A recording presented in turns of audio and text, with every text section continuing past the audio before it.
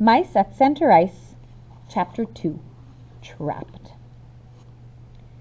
The locker room was quiet and cozy. It smelled of leather and damp sweaters and worn socks. An old red sweater with blue and white stripes hung on a hook in the corner. Hockey pucks, sticks, a forgotten skateboard, and a basketball were piled in a corner. This had been home for as long as Benny could remember. It smelled of hockey. "What's the good of a cup made of cheese if you can't eat it?" Peppy interrupted Benny's thoughts. "What's the point of playing for something that you can just look at?" "No one can eat the real cheddar cup," explained Benny. "The mice from the forum and the great outdoors used to come and fill the cup to the top with the finest cheese in the world. It was cheese they had been saving on their travels. Edam, Gouda, Brie, Camembert, Roquefort, Cheddar." "You don't understand, don't you? You understand, don't you?" Benny went on. "It's the principle that counts. The cheddar cup stands for something. Not even the rink rats would eat it. At least, I don't think they would. They haven't eaten it yet." "I do understand," said Figaro. "The cup is sacred, like the Holy Grail or the Golden Fleece." "Exactly," Benny replied. "That's why we fill the cup with cheese and eat that instead. But first things first, we have to get the cheddar cup back before we can play hockey for it. Are you with me?" "Of course." Figaro got to his feet at once. "It is a noble cause." Then he became thoughtful. "But tell me, Benny, who are our opponents? Surely we don't just play each other for the cup." "In the good old days," Benny explained, the league was countryside. The MHL players would hide inside the gear of the NHL teams and travel the land. After every NHL game, an exactly parallel MHL match would follow. Montreal against Toronto, Winnipeg against Edmonton, and so on. My grandfather's team won the most. At least, that's what he tells me." Benny's voice trailed off as, all at once, the three mice sensed danger. Suddenly, the bench, hockey pads, gloves, and other equipment bounced up and down. The clatter of skate blades thundered down the steps to the locker room. The sound sent cold shivers of fear up Benny's spine. He had skate blade nightmares almost every night. "Run for your lives!" cried Figaro. He scurried for the hole in the baseboards, and Peppy and Benny behind him. They made it inside before the Canadians came into the locker room. The huge human players laughed and joked with one another, faces marked with cuts and bruises. Their wet uniforms clung to their bodies. The mice curled up in a snug little threesome. While they waited for the hockey players to leave, Benny told the glorious days of the cheddar cup. "It was my grandfather's time that the rink rats stole it," Benny said fiercely, "and it will be in my time that we get it back. I'd rather be a dead hero than a live coward." Peppy and Figaro swallowed hard and nodded. "No one has had the heart to play in the MHL anymore," Benny concluded. "Some of us young mice began to play hockey just for the fun once again, but now it is time to bring the cheddar cup back to its rightful place." "When do we start?" Peppy wanted to know.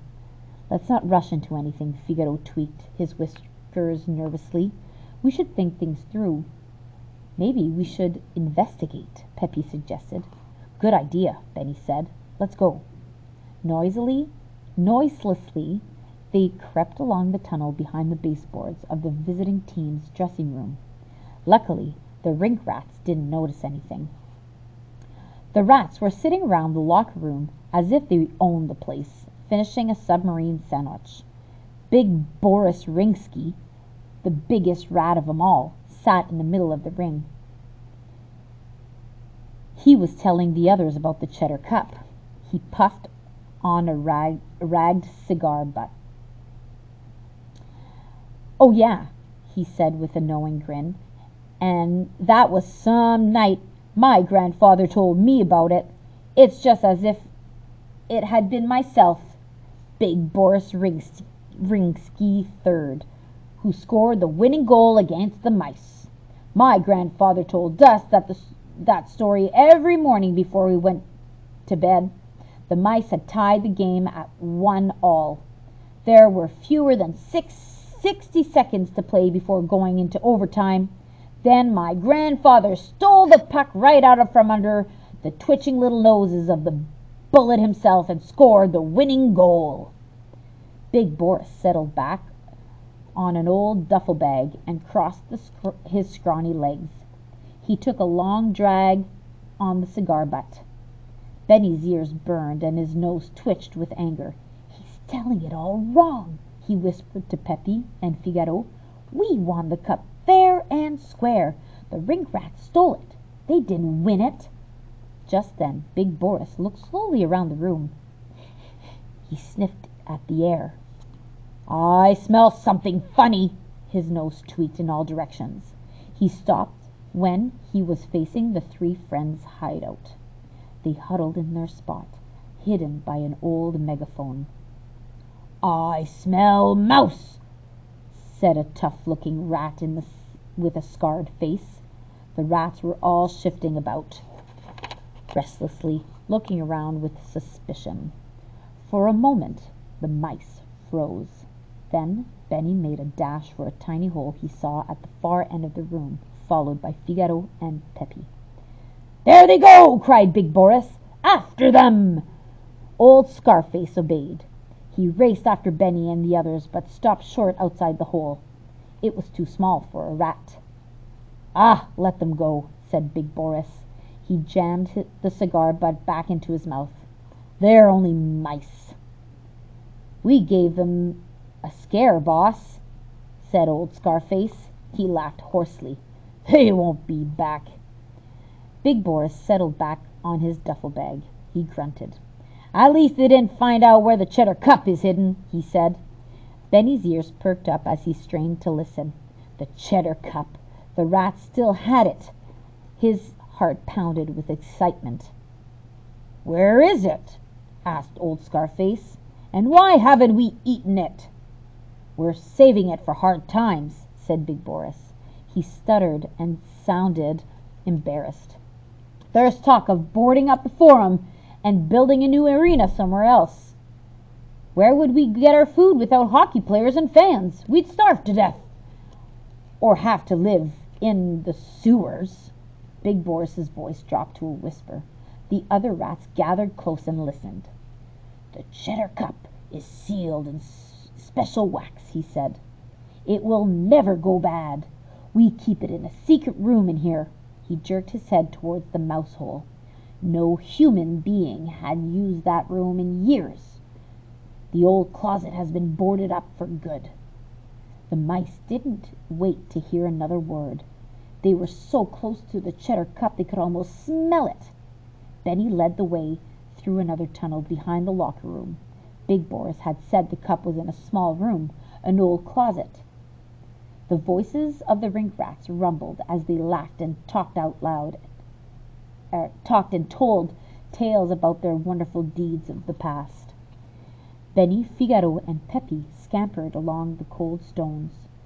Benny stopped to inspect every opening in the wall. Finally, they came to a low door with a large hole at the bottom. Benny hurried through the other side. The others followed. The room was small and empty. A shaft of light shone through from a crack in the ceiling. Their eyes followed the beam of light. There in front of them stood the cheddar cup. It was exactly like the Stanley Cup. Instead of silver, though, the bright orange cheddar shone with the waxy glow, more beautiful than any silver or gold. It was magnificent. It stood in a small wooden pedestal made from a banister. "It rightfully belongs to us," Benny said, and he and the others took a closer look. Engraved around the bottom tier were tiny letters with the names of the most valuable players and the winning teams. Benny read the name of his grandfather, Benny the Bullet the First, and he was Benny the Bullet the Third. How proud he was to hear his grandfather's name. Somehow he had to live up to that name. "I must get the cup back at any cost," he declared. "And we'll help you," the others agreed. They tried to move the cup. They pushed, they shoved, they huffed and puffed, but nothing happened. When a noise startled them, they turned to look. Big Boris glared down at Benny. "So you found the cheddar cup, have you?"